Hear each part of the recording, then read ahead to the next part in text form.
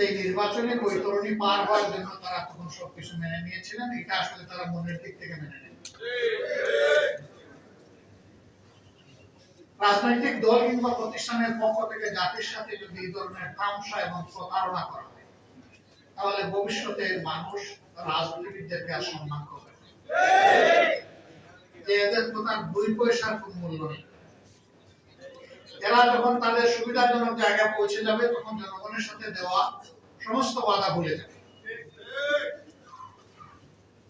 আমরা বিস্মিত হলাম জাতীয় সংসদের মতো জায়গায় দাঁড়িয়ে প্রতারণার আত্মস্বীকৃত সাক্ষী পাওয়া গেল।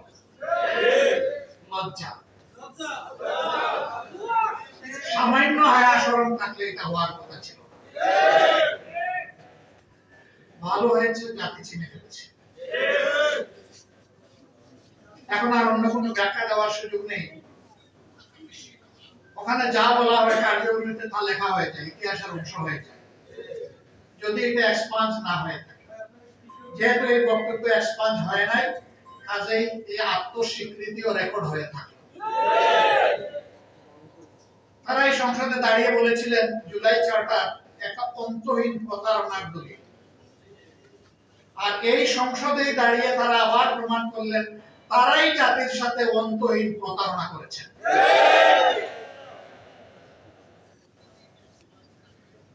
তারা বলেন এই 4টা প্রশ্ন আমি বুঝি না, সাধারণ জনগণ বুঝে কিভাবে?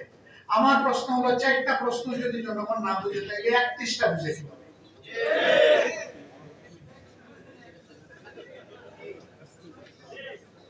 চারটা তো ছোট 31টার চেয়ে, তাইলে 31টা বুঝে নাই জনগণ। সুতরাং জনগণকে আপনারা মূর্খ বলছেন, মূর্খ। আমরা এখানেও নিন্দা জানাই। জনগণের বিবেচনা বোধের উপরে যারা প্রশ্ন তুলে, বুঝতে হবে তারা গণতন্ত্রে বিশ্বাস করে না। গণতন্ত্রে বিশ্বাস করলে জনগণের বিবেচনা বোধের উপর প্রশ্ন তোলার কারো কোনো অধিকার নেই। এই কাজটা তারা অবলীলায় করেছে। দুঃখ লাগে, আগেই বলেছি 17.5 বছর তারাও তো মুসলিম ছিল। তাদেরও তো বহু লোক নিহত হয়েছে, গুম হয়েছে, পঙ্গু হয়েছে, জেলে গিয়েছে। হ্যাঁ, এটা ঠিক যে সবাই জেলে যায়।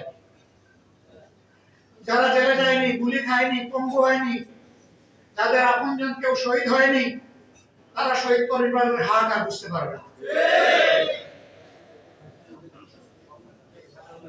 আমরা দেখেছি 5 আগস্টের পর যখন প্রয়োজন ছিল শহীদ পরিবারের কাছে যাওয়ার, যারা এই প্রয়োজনটা উপলব্ধি করেছে তারা শহীদ পরিবারের কাছে গিয়েছে।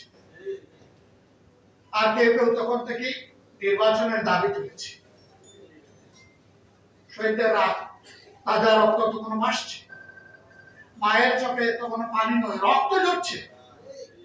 সেই সময় তাদেরকে সান্ত্বনা দেওয়া, তাদের পাশে দাঁড়ানো, এই কাজটা না করে কিভাবে কিছু রাজনৈতিক দল তারা তখন থেকে নির্বাচনের জিকির তুলতে পারল? কাজেই তাদের কাছে তাদের আপন সঙ্গীদেরও রক্তের কোনো মূল্য নেই।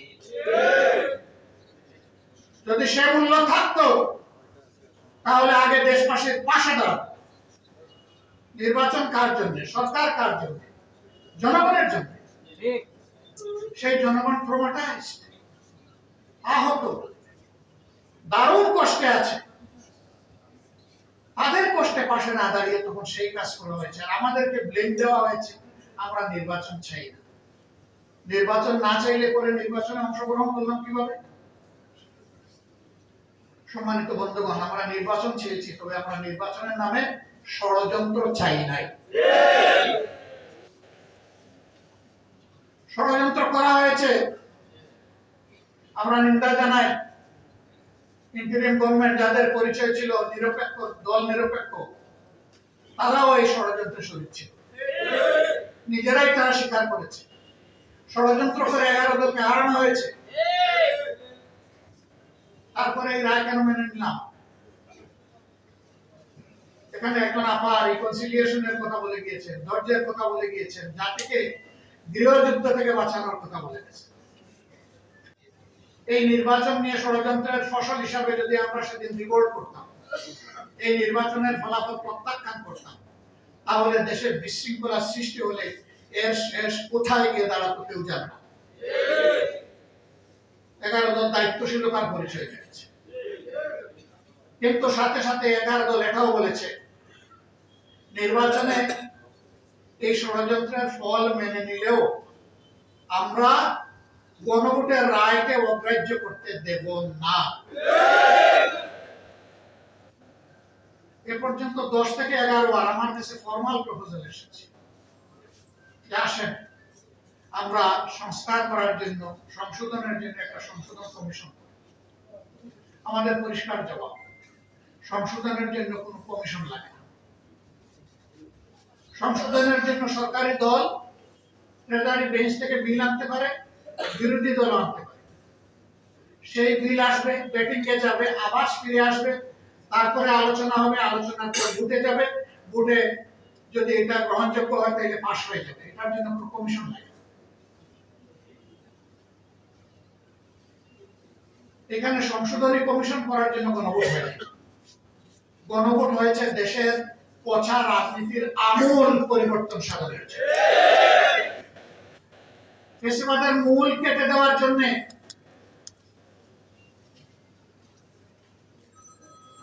আমরা সেই সংস্কার চাই।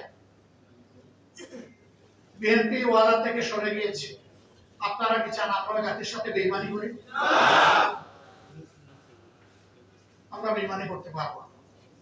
আমরা জাতিকে কথা দিয়েছিলাম, আমরা সেই জায়গায় আছি এবং আমরা কনফিডেন্ট, আমরা গভীর আস্থাশীল জনগণের 70% মানুষের দেওয়া এই ভোট বৃথা যাবে না। ইনশাআল্লাহ এটা বাস্তবায়ন হবে। আমরা সংসদের ভিতরে চিৎকার দেব, রাজপথে সমান তালে আমাদের আন্দোলন চলছে, আরো বেগবান হবে দিনের পর দিন। বৃষ্টি ঝড় সব কিছু উপেক্ষা করে এ পর্যন্ত বাস্তবায়ন হয়েছে। আল্লাহ তাআলার কাছে সাহায্য চাই, আগামীকাল যেন আল্লাহ আমাদেরকে সাহায্য করেন, আমাদের সমস্ত কর্মসূচি বাস্তবায়ন। এটা কি লোহা গরম হয়ে লাল হইতে একটু সময় লাগে, কিন্তু লাল যখন হবে তখন জনগণ হাতে মুগুর নিয়ে ঠিক মতোই পিঠাবে।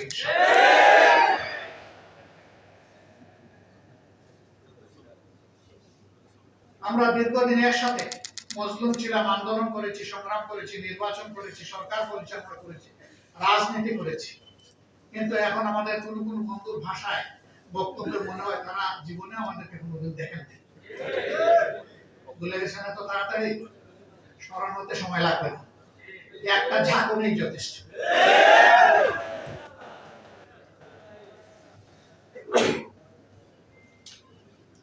বলবো আমরা মান অভিমান ছেড়ে দিয়ে জনগণের রায়টাকে সম্মান করি।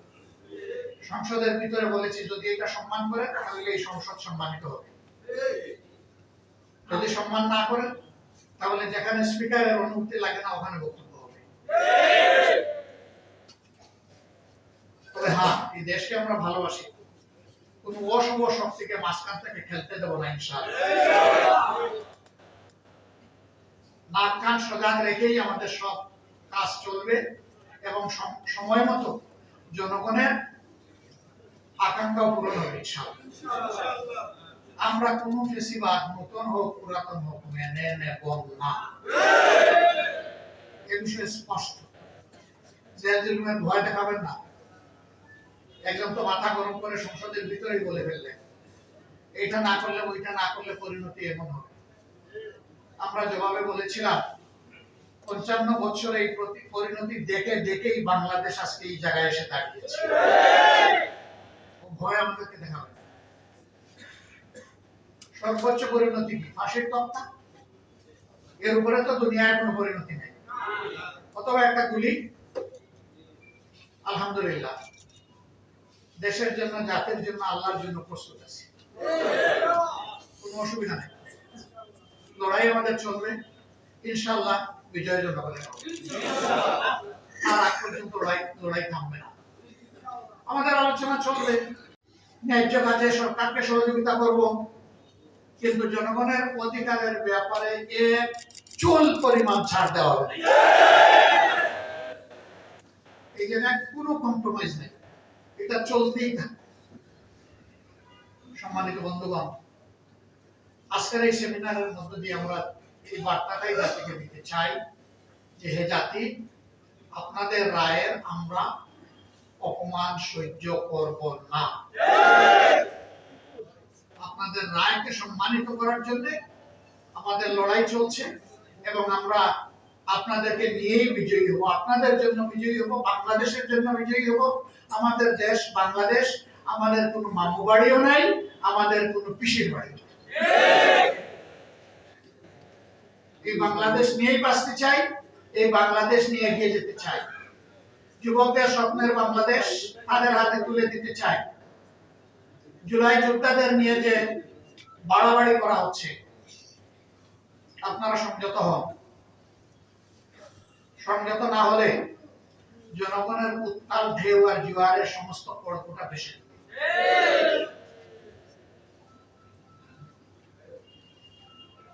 আইন আমরা হাতে তুলে নেওয়ার পক্ষে নই, কিন্তু আমরা তাও বলবো যে কেউ স্বাধীনতার সীমা লঙ্ঘন করে জুলাইকে অপমান করার দুঃসাহস আর দেখাবেন না।